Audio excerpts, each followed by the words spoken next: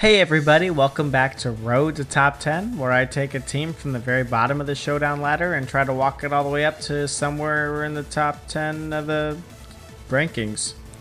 Today I am still Clever Lucky and I'm still using the same team. I don't know why I said today, it's always going to be the same. We're at 1252, I hope. I think, and as far as battles go, we've been through 15.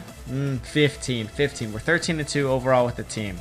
So, I'm on this side. I'm Clever Lucky. I will continue to be Clever Lucky throughout this whole thing. So, if you're new, that's what that is.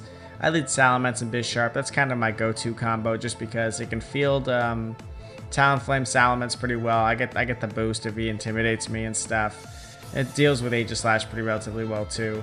Sucker Punch in the Salamence. I got a little greedy there. I was hoping I would outspeed. I am max speed, but he goes first. My Rock Slide's not able to finish it off before he Dracos me, so I rolled the dice. Didn't get it off. I knew Rotom Wash was going to try to burn this Bishop just because that's the threat. I see this Salamence stay in and Draco, so I'm thinking, okay, what's going on? Why did he leave that in? It's half special attack. Is it going to do that much? Nah, not really that much. I Thunderbolt the Rotom Wash to try to squish it up. Citrus is going to activate. I know it's a very common item on there, but you never know. I don't get the Rotom Wash down. He goes for Will-O-Wisp, which is great that it misses. Thank you, 80 accuracy. I've seen the Salmon stay in here and attack a couple times. I think, why not get rid of it with a Sucker Punch before it gets another Draco Meteor and potential crit. And deal with the partner here, because my Rotom Heat has been faster for the past couple turns. He leads Talonflame Kangaskhan. That's what he's got left. I've still got something in the back. I'm not quite sure what it is. I'll double protect here just to see what he's going to try to do. He goes for a fake out and a taunt on Rotom Heat, expecting a Will-O-Wisp on Kangaskhan.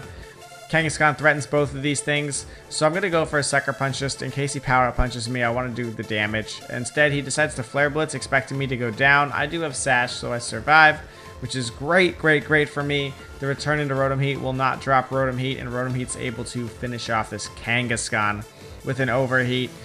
Safer option would have been there probably to the Thunderbolt have gotten it. I don't know. I don't run a lot of special attack in this Rotom, so thankfully that hit though. What did I have in the back? Oh, probably my own Kangaskhan. Duh. No, I probably had that. That was no problem.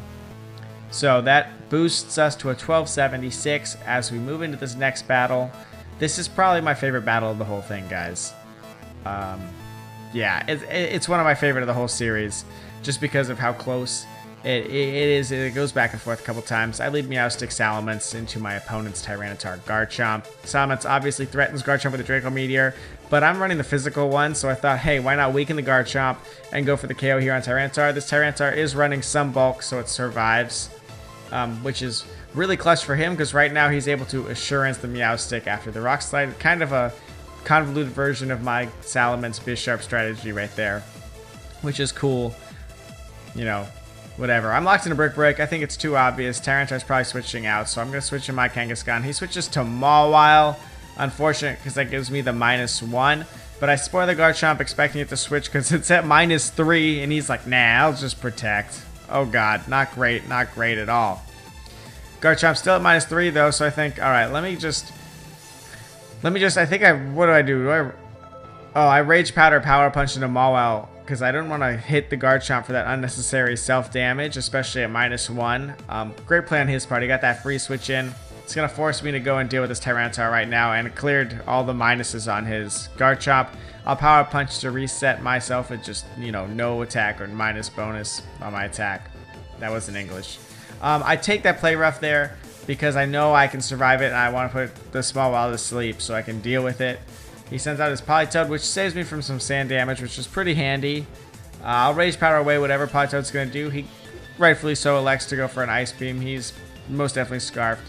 I'll eat that up while I Power Up Punch for +2, which means now I can KO pretty much anything on this field. I expect his Mawile to switch to Garchomp here, honestly. He doesn't. He leaves it into Sucker Punch. Rage Powder will eat that up. I'll survive with this Ice Beam, and I'll KO the Politoed. I was either hoping the Mawile would sleep or he was going to switch into Garchomp to KO my Kangaskhan. He doesn't though. That's a big problem. I'll switch out Amoonguss for Regenerator Health, send in Salamence for the Intimidate on both. Protect Kangaskhan here because I think it's an obvious target to try to pick it off, especially because it looks like it's such a threat. He'll Earthquake, and it's not going to do anything because Salamence is flying. Kangaskhan protected. Now, I switch here because I don't want to deal with this Mawile just yet, and I think I'm going to get rid of this Garchomp.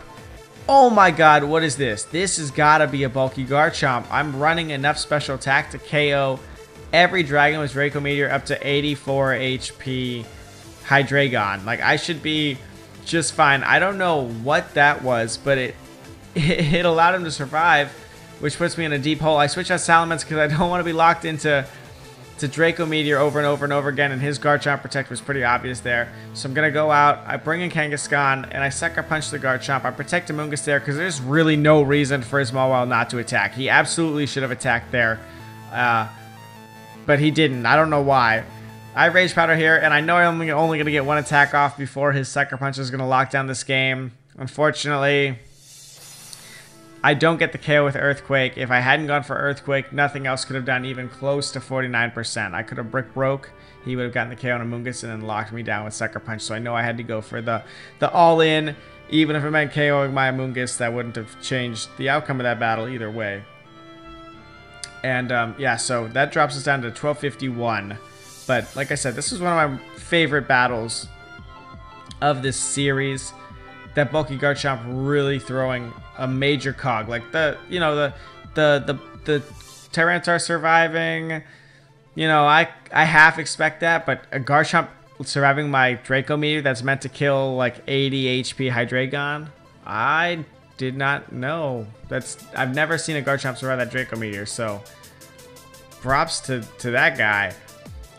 We'll go on to this next one. I'm on the far side for these next two. He leads Gyarados, Talonflame. Two things that I would really love to Rock Slide, and I lead Salamence. We're going to exchange Intimidates, but Bisharp does have Defiant, so I'm going to get a +1, which is awesome. I'm not as afraid of this Talonflame as you think I could be because I do have Focus Sash. He Quick Guards, probably to stop, I don't know, Sucker Punch, maybe. Rock Slide will leave Talonflame alive. Does a little bit of good damage to Gyarados. Now that Gyarados has taken damage, though, I'm able to Assurance it and get the KO, so that's no problem. He sends out Raichu right now, which has got Fake Out and Encore, but so I don't want to protect because he'll Encore me. I Sucker Punch into the Talonflame, knowing that if he Brave Birds, he KOs himself. It doesn't do that much damage, and if he does it, then he'll go down to Sucker Punch. So that's okay. I let him get that little bit of damage after KO himself. His last two, Raichu, Aerodactyl, Mega Aerodactyl. I'll Sucker Punch into Raichu, expecting a kind of an attack because I don't really think Raichu was going to do anything else that was going to be helpful to him. He nuzzles the Salamence. I get paralyzed there, but that's not going to matter that much since I'm going to go down. Rock Slide there from my Salamence would have finished off Raichu, but it missed. I sent in my Mega Kangaskhan with this Bisharp on the field. Got a lot of priority threat. He double protects, probably expecting a Fake Out. Most definitely expecting a Fake Out. And I switch up my Sucker Punches, hoping to do some big damage. I protect Bisharp here, and I really should have just hit right. I think I went to aim for Raichu, but he Encores me into Sucker Punch, which, you know, frankly, it's something I can deal with. He makes a great Protect here. I think he's going to attack. I doubled my Sucker Punches into it. It's not going to work. His Nuzzle, I think, is going to do, yeah, the 8% necessary to take out Bisharp, so props for that. That was a good play on his part. I've still got this Sucker Punch to lock stuff down, though. Gotta hit this Aerodactyl because that's really the only threat here. I get good damage on it, and I go for a Will-O-Wisp because I thought, hey, if I don't know, who knows? If it didn't do enough damage, I'd rather have it burned, which would not only KO it, but it would reduce that Rock Slide damage. I do flinch, so that's not great, but I'm gonna lock down this Aerodactyl from Rock Slide again by Sucker Punching it over and over and over again just so he can't KO my Rotom Heat. Raichu goes down as he tries to paralyze, and does paralyze my Kangaskhan, but now, so long as I don't get fully paralyzed, I was going to get that Aerodactyl eventually. So it would have needed a little bit of hacks there for it to have come back.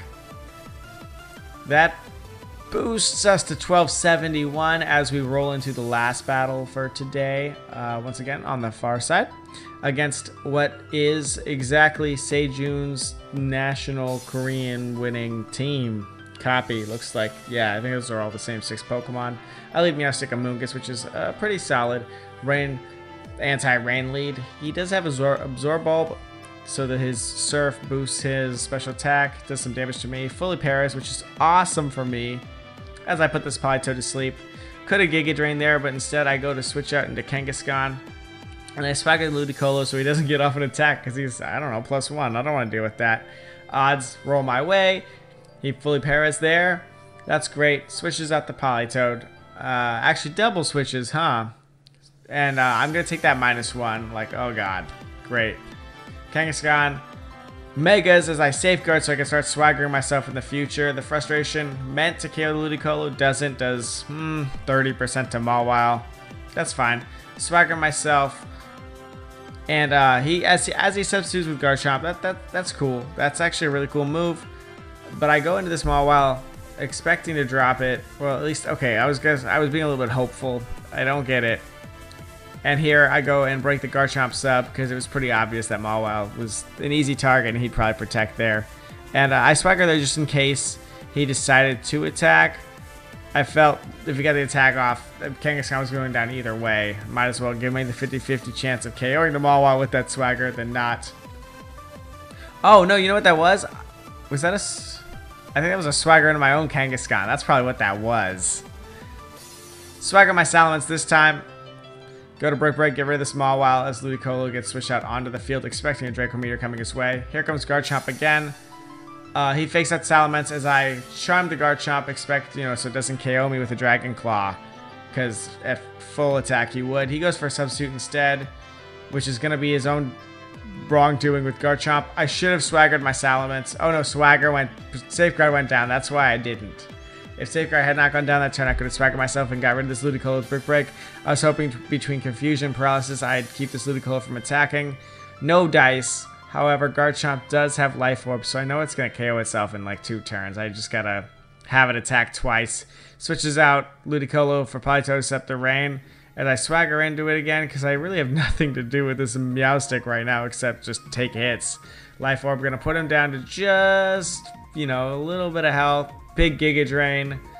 Feeling pretty confident here. I put up a Safeguard just so I don't get burned in case Politoed woke up, or I don't get frozen in case it woke up and Ice Beam me. Garchomp goes down as it takes out Meowstic, so yes, fine with me. KO this Politoed. Now all he has left is this Ludicolo, which frankly, even though paralyzed, is still faster than me. But he can't freeze me anymore because of the Safeguard that's up, and he forfeits the battle.